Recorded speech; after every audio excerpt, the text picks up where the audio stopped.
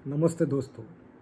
हम हमेशा भारत में कहते हैं कि cricket is the only religion which binds the minds of all Indians and Sachin Tendulkar is the God of this religion cricket.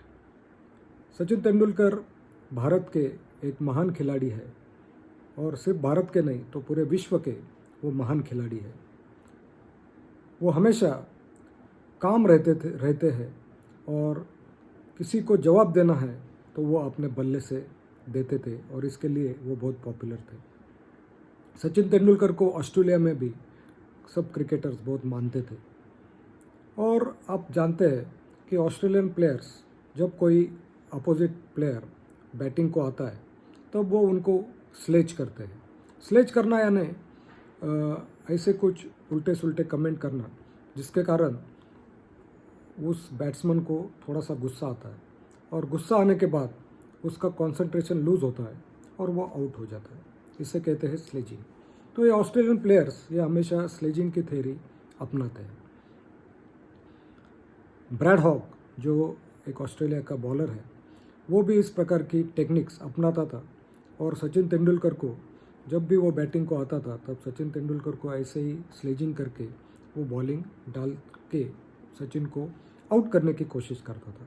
लेकिन सचिन तेंदुलकर आप जानते हैं कि वो उनके बैटिंग से उसके वो स्लेजिंग के वर्ड्स को जवाब देते थे और चौके छक्के घुमाते थे। एक बार ऐसे ही हैदराबाद में ऑस्ट्रेलिया इंडिया की जो श्रृंखला थी उसकी थर्ड मैच चल रही थी 7 अक्टूबर 2005 राजीव गांधी स्टेडियम हैदराबाद।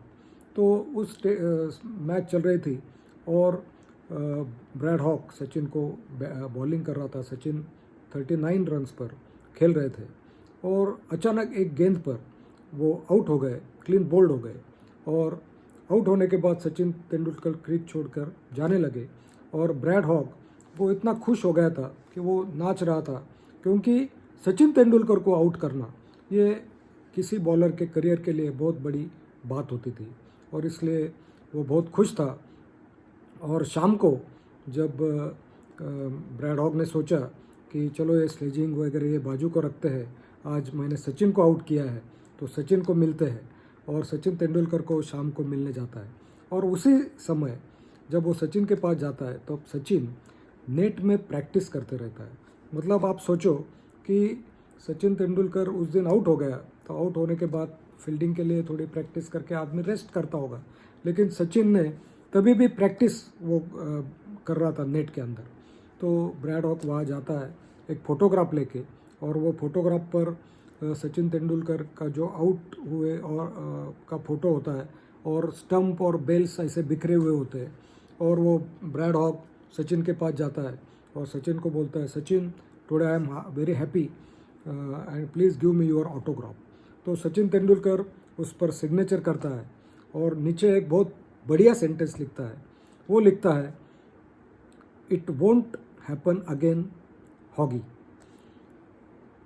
और आपको ताज्जुब होगा सुनकर, इट वोंट हैपन अगेन हॉगी, कि इसके बाद बहुत बार ब्रैड हॉग और सचिन तेंदुलकर के बीच में एनकाउंटर हुए लेकिन एक भी बार सचिन तेंदुलकर वापस आउट नहीं हुआ।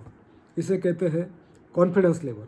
और ये कॉन्फिडेंस लेवल हम में कब आती है? जब हम किसी बात की बहुत प्रैक्टिस करते हैं। जब हम बहुत प्रैक्टिस करते हैं तब हमें कॉन्फिडेंस आता है। तो सचिन भी इस प्रकार प्रैक्टिस करता था। और सचिन से और एक बात जो मैंने पहले बताई कि हमेशा माइंड से वो कूल रहते थे और आपका अपना जवाब वो बल्लेबाजी से देते थे। तो इसी प्रकार हमने कुछ बोलना नहीं है काम के पहले, कार्य के पहले, और जब हम कार्य करते हैं तब हमारा कार्य हमारे लिए बोलता है। तो ये दो बातें हमें सचिन तेंदुलकर से सीखनी चाहिए, practice and keeping your mind cool and being aggressive in your work. So thank you very much, have a nice day.